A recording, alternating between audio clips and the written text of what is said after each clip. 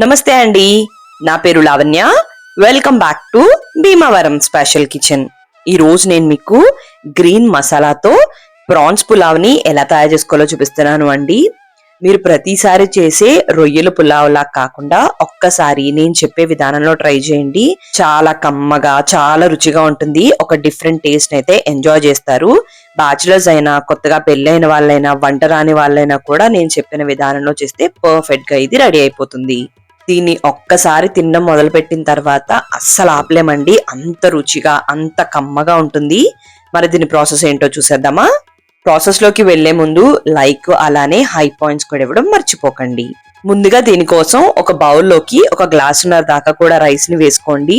ఒక 300 గ్రాముల దాకా కూడా బియ్యం ఉంటుందండి. ఇది ఒక నలుగురున్న చిన్న ఫ్యామిలీకి అయితే సరిపోతుంది. దీన్ని శుభ్రంగా వాష్ చేసుకుని ఒక అరగంట పాటు నానబెట్టుకోండి.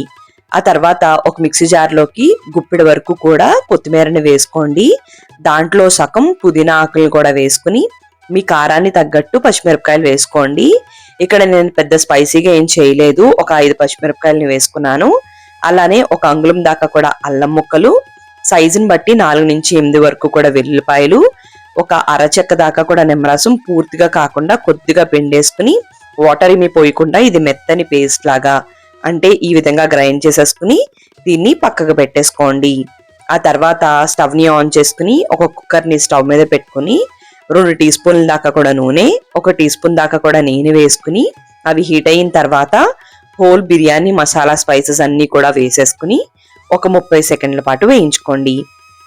ఆ తర్వాత ఒక ఉల్లిపాయని ఇలా సన్నంగా కట్ చేసుకుని దీంట్లోకి వేసుకుని ఆనియన్స్ ని బాగా వేయించేసుకోండి. ఆనియన్స్ ఇలా లైట్ గోల్డెన్ కలర్ లోకి చేంజ్ అవుతున్నప్పుడు దీంట్లోకి మనం ముందుగా రెడీ చేసి పెట్టుకున్న గ్రీన్ మసాలా అంతా కూడా వేసేసుకుని దీన్నంతా కూడా పచ్చివాసన పోయేంత వరకు కూడా ఒక 2-3 నిమిషాల పాటు బాగా వేయించేసుకోండి. పచ్చివాసన పోయి ఈ విధంగా లైట్ గా కలర్ మారిన తర్వాత దీంట్లోకి ఒక 1/2 కేజీ దాకా కూడా పచ్చిరొయ్యల్ని వేసుకోండి. ఈ పచ్చిరొయ్యల్ని ఆల్రెడీ నేను ముందు ఉప్పు పసుపు వేసుకుని ఉడికించుకున్నాను. పచ్చిరొయ్యల్లోకి ఉప్పు పసుపు వేసుకుని గ్యాస్ మీద పెట్టేసుకుంటే దాంట్లోంచి వాటర్ వచ్చి దాంతోనే వేగిపోతుందండి. దీన్నే ఆగలో వేసిన పచ్చిరొయ్యలు అంటారు కదా. ఇవి వేసేసుకుని ఒక 2-3 నిమిషాల పాటు మగ్గనివ్వండి. అప్పుడు ఈ గ్రీన్ మసాలా ఫ్లేవర్ అంతా కూడా పచ్చిరొయ్యలకి బాగా పడుతుంది. 2-3 నిమిషాలు అయిన తర్వాత మరొక్కసారి బాగా కలిపేసుకుని దీంట్లోకి 1 టీ స్పూన్ దాకా కూడా ధనియాలు, జీలకర్ర పొడి, 1/2 టీ స్పూన్ కన్నా తక్కువ గరం మసాలాని వేసుకోండి.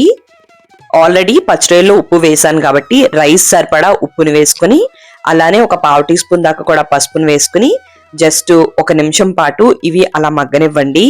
ఆ తర్వాత దీంట్లోకి మనం ముందుగా నానబెట్టుకున్న బియ్యాన్ని వాటర్ లేకుండా వేసుకుని మరొక్కసారి కలిపేసుకుని జస్ట్ అలా 1 నిమిషం పాటు అలా ఉంచితే రైస్ కూడా ఫ్లేవర్ అంతా కూడా 1 నిమిషం అలా పడుతుంది.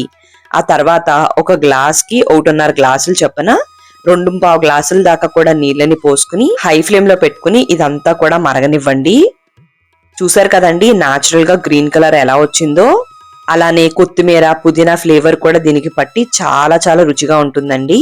మధ్యలో ఒక్కసారి ఉప్పు చెక్ చేసుకుని వేసేసుకోండి. ఇలా బాగా మరుగుతూ మొదలైన తర్వాత కుక్కర్ మూత పెట్టేసుకుని హై ఫ్లేమ్ లో ఒక్క విజిల్ వస్తే సరిపోతుందండి. ఎక్కువైతే అవసరం లేదు. వేపర్ మొత్తం పోయిన తర్వాత మనం తీసుకుని చూసుకుంటే ప్రాన్స్ పులావ్ అయితే పర్ఫెక్ట్ గా రెడీ అయిపోతుంది. కొంచెం వేడిగా ఉన్నప్పుడు ముద్దగా అనిపిస్తుంది కానీ కొద్దిగా గోరువెచ్చగా అయ్యేటప్పటికి పొడి పొడిలాడుతూ ఇది రెడీ అయిపోతుంది అనమాట.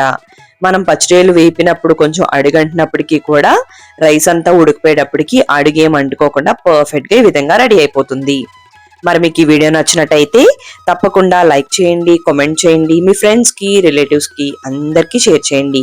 మీరు నా ఛానల్ ని ఫస్ట్ టైం చూస్తున్నట్టయితే సబ్స్క్రైబ్ చేసి పక్కనే ఉన్న బెల్ లో ఆల్ అని ప్రెస్ చేస్తే నేను ఏ వీడియో పెట్టినా మీకు నోటిఫికేషన్ వచ్చేస్తుంది. థ్యాంక్ యూ అండి. మరి మళ్ళీ వీడియోలో కలుద్దాం.